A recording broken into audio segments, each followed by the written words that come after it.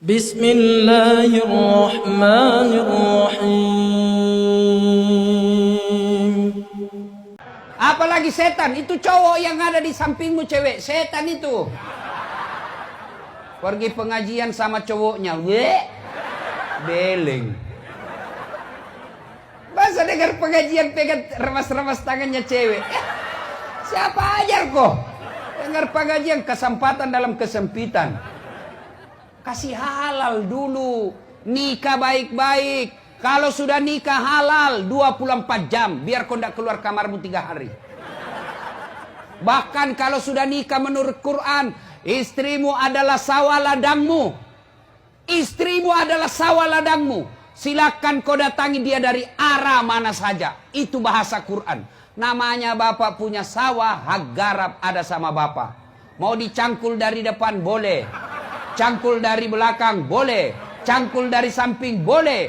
Cangkul sambil jungkir balik boleh. Yang penting jangan kau cangkul sawahnya orang cilaka.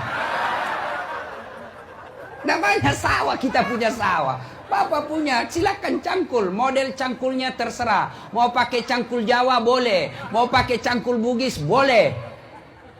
Makanya halalkan dulu. Sampean cewek, jangan dekat-dekat sama cowok. Sedikit lagi. Beleng-beleng. Apa itu dibagi? Kue. Sebentar bagi konsumsi deh. Sebentar. Kota amal. Nah, sebentar. Karena kau dengar ceramah, tidak ada yang kasih kau itu. Karena mereka dengar ceramah. Sebentar, kita salawat sambil edarkan celengan. Siapkan. Nah.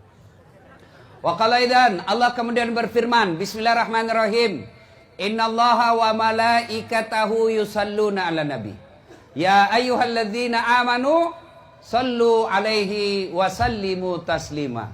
Sesungguhnya Allah dan para malaikatnya bersalawat kepada Rasulullah Muhammad sallallahu alaihi wasallam. Maka wahai orang-orang yang beriman, bersalawatlah kalian kepada Rasulullah dengan sebaik-baik salawat. Sallallahu alaihi wasallam. Allahumma salli ala Sayyidina Muhammad wa ala alihi wa sahbihi ajma'in. Amma ba'd.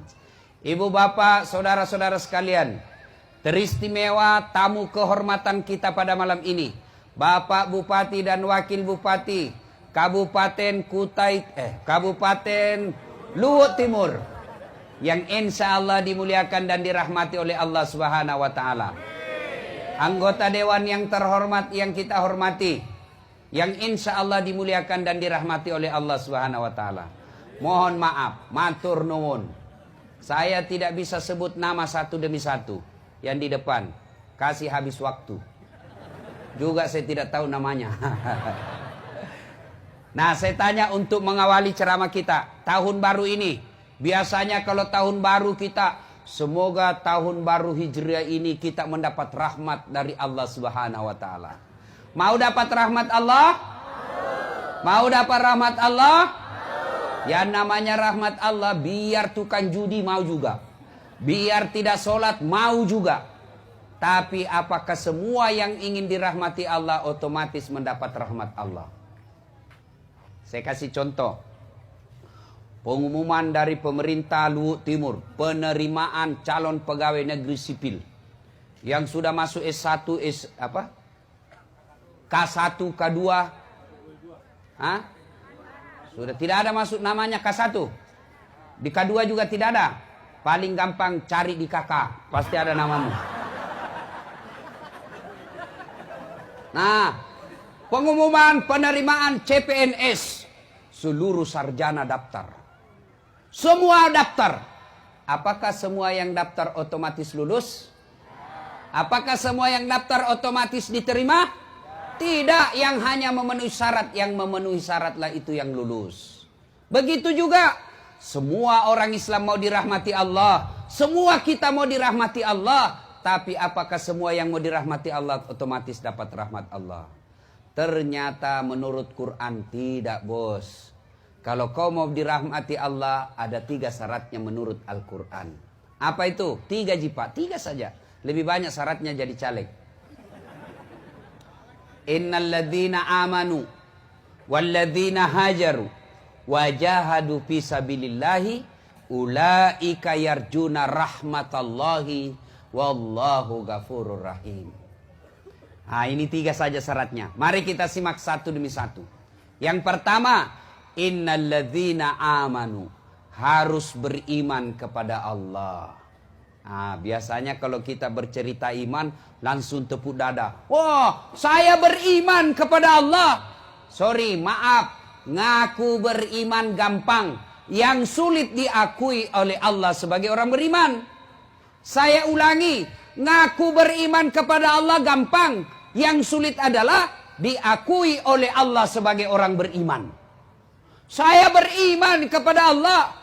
Apa betul kau diakui Allah orang beriman? Contoh, ibu bapak kenal Sandiaga Uno? Ibu-ibu kenal? Kenal Sandiaga Uno? Bu, itu Sandiaga Uno masih sepupu 1 kali sama saya. Bapaknya dengan bapak saya saudara. Begitu dicek ke Pak Sandi, Mas Sandi, sampean sepupu sekali sama Dasat ya? Siapa Dasat? Namanya saja baru kudengar. Ibu-ibu, kenal Yusuf Kalla, wakil presiden? Tahu? Itu nenek dengan nenekku, satu nenek. Sama-sama nenek. Begitu dicek, Pak JK katanya sepupu sama Dasat Latif. Siapa Dasat Latif? Cokakna. Baru saja ku dengar namanya. Begitu juga dengan Allah. Ngaku beriman kepada Allah gampang. Yang sulit, betul tidak sampean diakui Allah sebagai orang beriman? Kalau begitu, apa ciri-ciri orang beriman? Apa tanda-tanda orang beriman? Masih ingat pelajaran pendidikan agama waktu kita kecil dulu? Iman adalah meyakini dalam hati, mengucapkan melalui lisan, melakukan dalam kehidupan sehari-hari. Dari definisi ini, iman itu ada 3 unsurnya. 1, yakin kau dulu dalam hati. 2, ucapkan melalui lisan. 3, lakukan dalam kehidupan sehari-hari. Tidak bisa tidak. Harus 3 unsur ini dilakukan. Sayang 1000 sayang. Masih banyak diantara kita imannya hanya 2/3. Hanya percaya. Hanya diucapkan. Tidak dilakukan. Contoh. Bagaimana hukumnya pakai jilbab? Wajib. Artinya apa? Dosa kalau tidak dipakai. Kenapa tidak pakai jilbab? Kita kan masih gadis, Ustaz. Nanti kita tidak laku kalau kita pakai jilbab. Bagaimana hukumnya menyogok? Haram. Apa artinya? Dosa. Kenapa jadi pegawai nyogok? Tidak diterima orang kalau tidak nyogok, Ustaz. Berarti imannya baru 2/3. Coba. Banyak diantara kita seperti itu. Imannya hanya diucapkan, belum dilakukan. Bagaimana hukumnya sholat? Wajib. Artinya dosa kalau tidak. Kenapa kau tidak sholat? Nantilah Ustaz ketika tua. Orang seperti itu, maka imannya baru 2/3. Lebih jauh lagi, bagaimana karakter orang beriman? Pembawaannya, sifat-sifat orang beriman. Mari kita lihat Al-Quran. Dengar Al-Quran. Tanda orang beriman itu menurut Quran. Innamal mu'minuna alladzina isa sukirallah wajilat qulubuhum wa iza tuliyat alaihim ayatuh sadathum imanan wa ala rabbihim yatawakkalun. Tanda orang beriman itu, kalau dia mengaku beriman, tanda-tandanya kata Allah, 1, apabila disebut nama Allah bergetar hatinya. Nang kalinge senapung Allah Ta'ala tatenrengi nyawana. Bergetar hatinya. Bagaimana yang disebut contoh bergetar hatinya? Contoh, pernah jatuh cinta? Pernah? Pernah? Oh, saya sering, Pak. Sampai sekarang masih sering jatuh cinta. Itu katanya waktu saya masih muda, kalau ada orang saya suka, jangankan saya lihat mukanya, saya dengar saja namanya disebut sudah bergeletar hati saya. Nah, bilang temanku, dum-dum gled. Apa itu dum-dum gled? Dumba-dumba gleter. Jangankan kulihat mukanya, dengar saja namanya. Bahaya, Masya Allah. Apakah namanya Allah mampu menggetarkan hati kita? Ternyata sangat sulit bangsa Indonesia sekarang ini bergetar hatinya. Kenapa? Dengar nama Allah banyak yang merasa terganggu. Dengar nama Allah banyak yang merasa tidak tenang. Mana buktinya? Azan. Dengar nama Allah, Allahu Akbar, Allahu Akbar. Jangan kencang-kencang, keras, tidak boleh keras-keras, kecil saja. Namanya panggilan harus keras. Mana bisa memanggil tidak keras?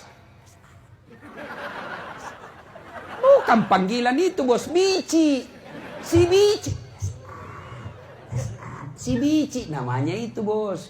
Namanya panggilan. Woi, dasat. Manggil namanya itu.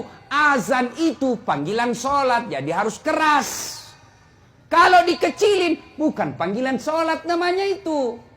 Ada yang bilang lagi orang pintar. Dia bilang, kan semua orang sudah tahu waktu sholat. Sudah ada di handphone. Betul. Kalau begitu alasannya, mestinya bandara tidak usah ada panggilan. Di bandara itu sudah jelas jam berapa berangkatnya. Sudah jelas pintu berapa. Sudah jelas pesawatnya. Tapi begitu tiba waktunya, para penumpang nomor penerbangan ini, dengan nomor kode ini dipersilakan maju masuk ke pesawat melalui pintu 3. Diulang sampai 3 kali. Azan kita 1 kali, bos. Ini diulang 3 kali. Masih belum cukup, disebut nama 3 kali, Pak. Atas nama Dasat Latif dipersilahkan masuk ke ruang pesawat melalui pintu 3. 1. 2 kali dipanggil lagi. Atas nama Dasat Latif dipersilahkan naik ke pesawat melalui pintu 3. 2 kali. Sampai 3 kali belum datang. Wabillahi taufiq wa hidayah. Tutup pesawat.